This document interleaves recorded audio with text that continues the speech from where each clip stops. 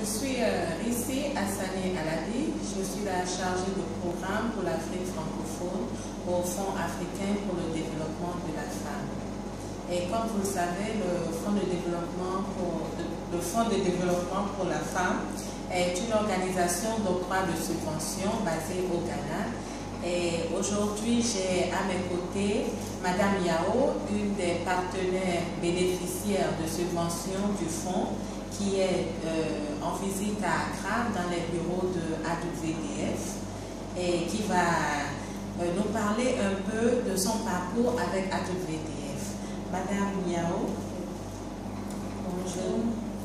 Et je suis Madame Yao Marie, directrice exécutive de l'association Petit Sœur à Sœur qui est basée à Lomé au Togo. Et l'année dernière, nous avons reçu un appui financier de l'association AWDF. Je ne vous coupe pas, mais avant de nous parler de la subvention dont vous avez bénéficié, est-ce que vous pouvez déjà nous parler un peu de votre association, l'association Petite Sœur à Sœur? Qu'est-ce que vous faites? Quel est votre mandat? Et qu'est-ce qui vous a en fait poussé à vous rapprocher de l'AWDF pour une subvention? Merci beaucoup. L'association Petite Sœur à Sœur était un projet du programme PSI Togo, qui est une ONG américaine qui travaille avec les groupes vulnérables, notamment les jeunes filles professionnelles de sexe. Donc, en 2009, le projet étant arrivé à terme, l'association est née à partir du staff de ce projet. Donc, nous nous sommes organisés en association pour continuer par appuyer ces jeunes filles-là qui vivent au quotidien dans une certaine précarité.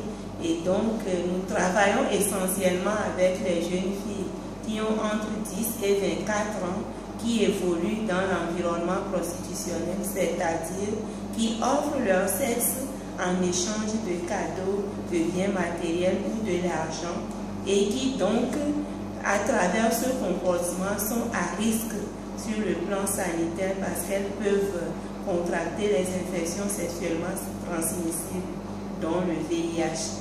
Et donc, à la naissance de notre association, nous avons besoin de ressources pour pouvoir mettre en œuvre nos différents projets. C'est ce qui nous a amenés vers l'association, la AWDF, qui appuie aussi des projets des organisations féminines. Voilà ce que je peux vous dire sur notre parcours. Et donc, en 2012, l'année dernière, nous avons eu un appui de l'AWDF pour appuyer les jeunes filles, une cinquantaine de jeunes filles travailleuses de sexe, à créer et gérer des activités génératrices de revenus. Donc, nous les avons formées, communiqué avec elles sur comment gérer une activité génératrice de revenus pour ne pas confondre le capital et le bénéfice. Nous avons également développé un volet communication sur les droits de la femme, les droits de l'enfant, parce que c'est des filles qui vivent au quotidien dans un environnement très précaire où elles sont victimes d'abus, d'exploitation, mais elles ne savent pas à quelle organisation recourir en cas d'abus. Donc voilà un peu ce que nous faisons avec elles. Avec ce projet, nous ne pouvons pas parler d'impact, mais les résultats immédiats sont parlants. Ces jeunes filles ont eu confiance en nous parce que c'est une première pour nous. On n'a jamais octroyé de microfinancement à ces filles. Donc, elles ont cru à un moment donné qu'avec l'association Petite Sœur à Sœur, elles peuvent changer non seulement de comportement, mais changer leur quotidien à travers l'organisation de ces activités. Donc, c'est le lieu de remercier l'AWDF pour ses efforts et les convier à continuer par nous appuyer pour que nous puissions continuer nous aussi l'accompagnement de ces jeunes filles-là pour qu'un jour le phénomène puisse disparaître dans notre pays. C'est tout un long parcours. Je sais que ce n'est pas une tâche assez facile, mais ces jeunes filles que vous avez pu appuyer, qu'est-ce qu'elles font en ce moment? quel genre d'activité génératrice de revenus elles exercent en ce moment. Et vous avez parlé d'une 50aine de jeunes filles. Toutes ces 50 filles, qu'est-ce qu'elles font en ce moment et quelle est la procédure, le suivi, l'accompagnement qui a été mis en place pour, dans le cadre du projet? Au démarrage du projet, nous avons organisé des cours, des formations sur comment gérer une activité, comment créer d'abord une activité génératrice de revenus. Qu'est-ce qu'une activité génératrice de revenus d'abord? Nous les avons formés sur la fabrication de petits gâteaux, des beignets et des détergents qu'on peut utiliser à la maison pour faire le ménage et autres, l'eau de javel fabriquée à la maison. Et donc, ces filles ont la possibilité d'exercer soit ces activités ou alors de faire du petit commerce.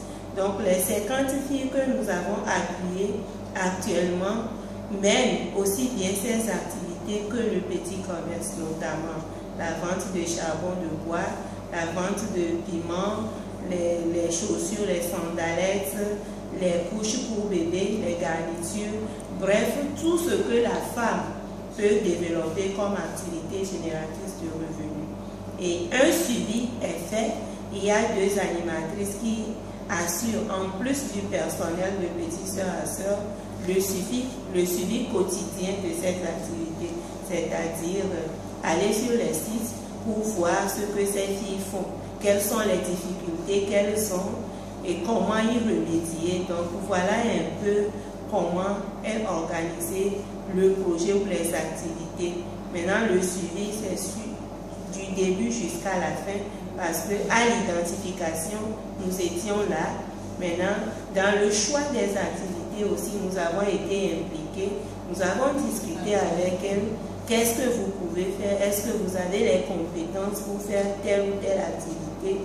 Et maintenant, après l'octroi des petits fonds, nous sommes encore là pour assurer le suivi, pour que les fonds ne soient pas utilisés à d'autres fins. Est-ce que vous leur avez quand même conseillé l'idée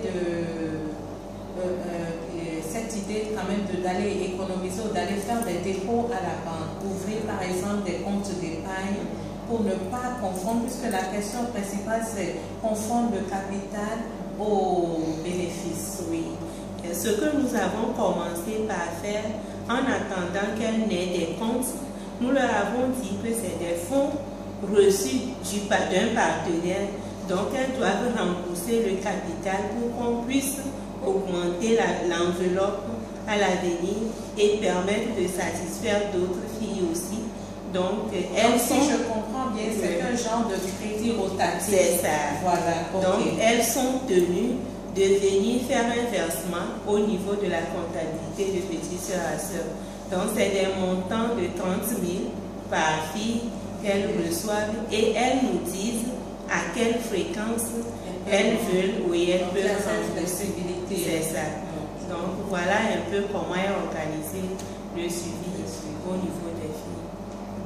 Je crois que... Et quel a été, du point de vue organisationnel, quel a été, je dirais, le résultat immédiat de ce projet du point de vue organisationnel? Oui. Disons l'impact, littéralement parlant, l'impact du projet sur votre organisation.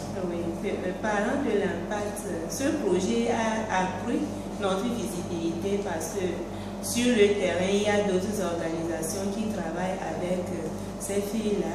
Mais à un moment donné, quand vous passez sur les sites, toutes les filles citent le nom de Petits Sœurs à Sœurs. Donc, c'est déjà un résultat pour nous. En dehors de ça, elles disent à d'autres que c'est Petits Sœurs à Sœurs qui nous a permis de faire telle et telle activité. Et nous-mêmes, en termes d'organisation, parce que nous n'avons jamais géré un projet de microfinance, donc ça nous a permis de renforcer un tout petit peu nos capacités en matière de gestion de projets allant dans ce volet. Voilà ce que je peux dire. Et nous attendons la fin du projet ou alors les années à venir pour pouvoir parler des impacts parce que déjà nous avons eu un certain engouement auprès des filles, ce qui fait que celles-là qui n'étaient pas impliquées dans le projet au début viennent réclamer aussi ces fonds-là pour pouvoir démarrer des activités. Donc, voilà un peu ce qu'on peut dire. Donc, nous allons continuer le suivi pour que ces filles-là puissent véritablement développer des activités dans le temps pour que les effets soient vraiment pérennes. Marie, si vous avez un mot à dire à d'autres travailleuses de sexe ou bien à d'autres femmes qui se sentent plus ou moins obligées d'exercer cette fonction malgré leur volonté, quel est votre conseil pour ces filles-là? Et quel mot vous avez à dire à AWDF? D'abord, nous voudrons remercier AWDF pour avoir eu confiance en nous en nous octroyant ce financement et par la même occasion leur demander ou bien solliciter déjà la continuité de ce projet pour qu'on puisse satisfaire un grand nombre de bénéficiaires et surtout s'il y a des possibilités, des opportunités de renforcement de capacité, pourquoi pas nous inviter à participer à vos ateliers. Et maintenant, à l'endroit de nos bénéficiaires ou de toute autre femme qui se trouve dans cette situation où elle est obligée d'aller avoir des relations sexuelles contre de l'argent. Moi, j'ai toujours dit à nos bénéficiaires, même si on n'a pas à manger, on ne doit pas offrir son sexe. Mais si on se trouve en situation, il faut qu'un jour on dise non. Après tout, je suis femme. Et la femme, c'est celle-là qui sait se débrouiller.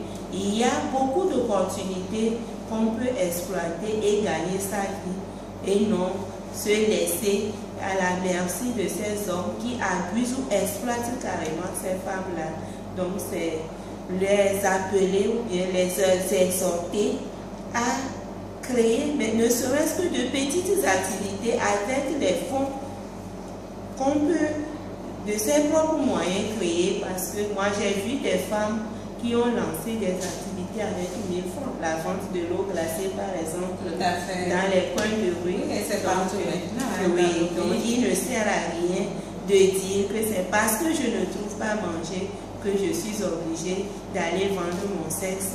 La femme, c'est vraiment sacré, donc il faut prendre soin de soi. Voilà ce que je peux dire. Merci Marie. Je veux passer dans les locaux de l'AWDF. Nous ne pouvons que vous souhaiter bon courage dans cette tâche qui n'est pas bientôt finie. Oui. C'est un processus qui est en cours. On peut ne pas bénéficier des résultats dans notre génération, mais je suis sûre qu'à la longue, les générations futures bénéficieront des fruits de vos efforts. Je vous remercie. Je vous remercie aussi.